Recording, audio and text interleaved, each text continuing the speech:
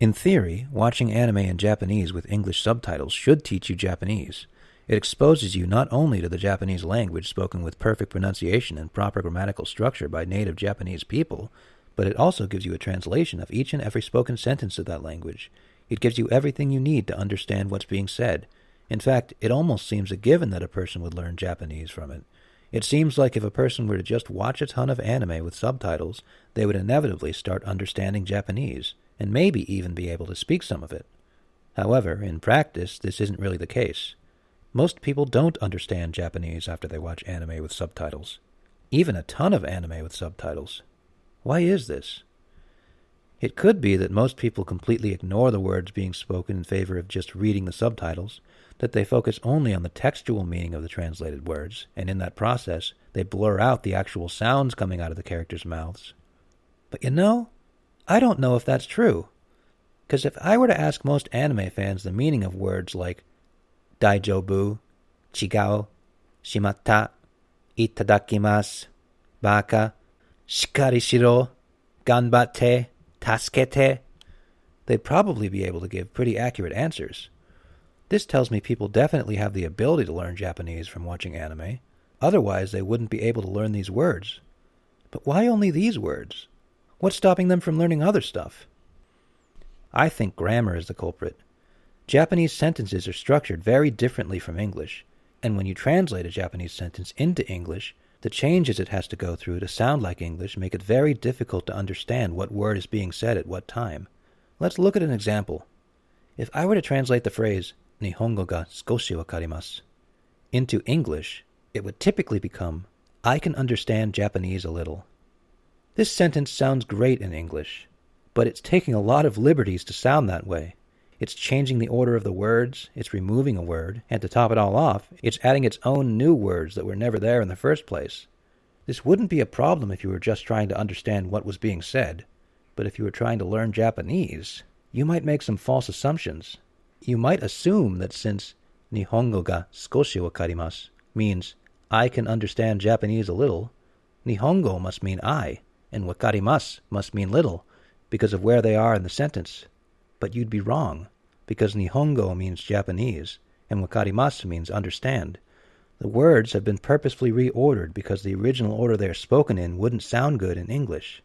Here's a more direct translation that completely disregards English grammar and just translates word for word.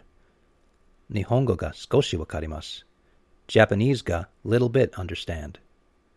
See how different that is? The translation into good-sounding English completely butchers the sentence from all contexts that would make it easy to learn the words or even know which word was being said. How the hell am I supposed to know which word in the sentence, I can understand Japanese a little, means Japanese, or means understand, or means little, when the words don't even go that way in the original sentence? Furthermore, how the hell am I supposed to know that the sentence, I can understand Japanese a little, doesn't even have the words I, can, or And this is just a short, simple sentence. Imagine trying to figure out words in a long sentence where even more liberties are taken to make it sound good in English. Even if I had a decent sense of Japanese grammar in my head, the amount of mental gymnastics I would have to go through with each and every spoken sentence to even figure out what word is being said at what time in a normal English translation is crazy. And this is where my theory comes in. My theory is that if we forget about English grammar and just translate the words, that is, if we translate Nihongo ga skoshi wakarimasu into Japanese ga little bit understand, while it will definitely be somewhat harder to immediately know what is being said, learning Japanese will become a lot easier and a lot more automatic. About a year ago, I decided to test this theory by creating a special series of subtitle files that translated Japanese into English in this word-for-word style. To make them even easier to use, I turned them into karaoke subtitles that lit up each word as it was being said. It was an interesting and somewhat grueling process that went through a lot of format changes and revisions, and I'm not even sure if this is their final format, but here's what they look like. 私、木之本さくら、友枝小学校の4年生。好きな科目は体育と音楽。嫌いな科目は算数。何時のあるべき姿に戻れ。クロークだ。この制服には半袖と長袖の2種類があるんやけど、今回は長袖。紺を基調にしたシックなデザインで上品な感じを出しとるやろ。ただのガソリンだ。ペットボトルのキャップから生成した。ポリエチレンの分子構造考えろバカ。振られるに100円。思いっきし振られるに300円。フルパワーで振られるに500円。意外と振られねえに1万円。マジか！頭を使うことはせんく、お前に任せる。体を使うことは俺に任せろ。高坂先生います？あれ？月島じゃん。どうした？先生お願い聞いてくれます？なに、変なことじゃないだろうね。コンクリートロードどこまでも森を切り谷を埋め。ほらよ、月島雫。名前どうして？さてどうしてでしょう。図書カード。In the process of translating, I found that there were some words that couldn't be translated into English because there were no English equivalent words, so I left them Japanese. To differentiate between translated words and untranslated words, I made all translated words uppercase and all untranslated words lowercase. Verbs were kind of interesting. Since Japanese verbs have different endings, I translated the first part of the Japanese verb into English while leaving the ending of the verb as Japanese.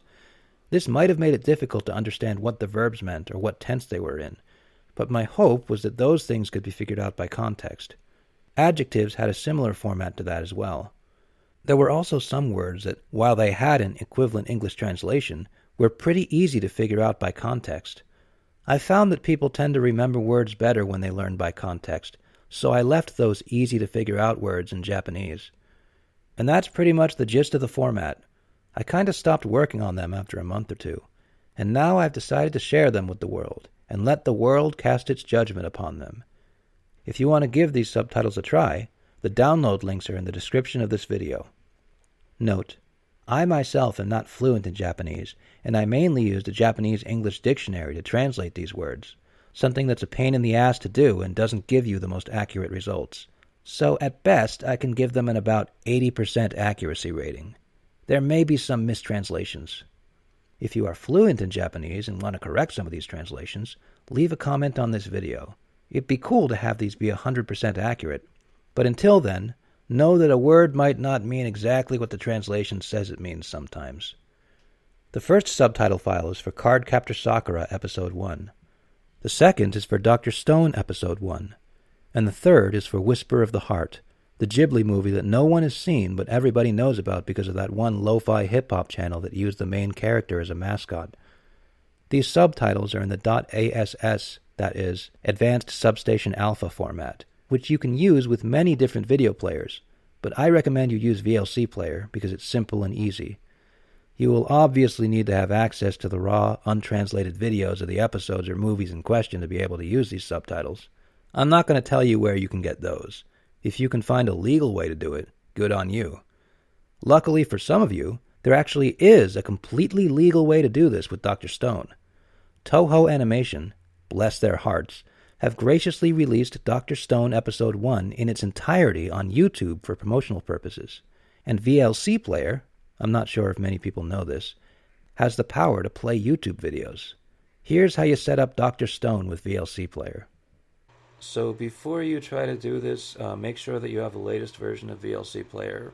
If you don't have the latest version, it will probably not work because YouTube constantly changes the way that it streams its videos, and VLC Player has to constantly update itself to be able to receive those videos.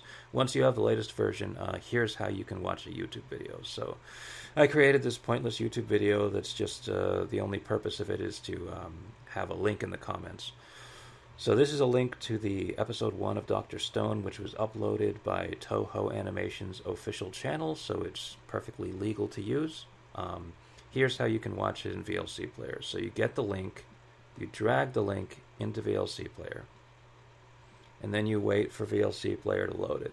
And I'm going to show you how long it takes to load on my computer, just so you have some sense of it, because you might just think that it's not working. But once the video loads, I'll show you how to add the subtitles to it.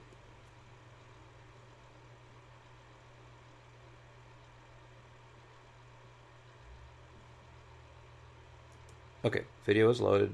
So once you load the video, then you right-click on the screen, you go to the subtitle, then you go add subtitle file, and then you pick the subtitle file that you want, and then you open that, and that should make it work. Let's see if it works. Looks like it's working.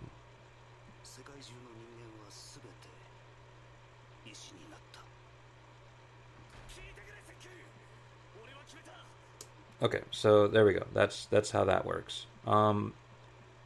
Also, if you are running into issues with like buffering, then what you can do, this is the thing that I've already done. It might be because VLC player will automatically try to get the best picture quality.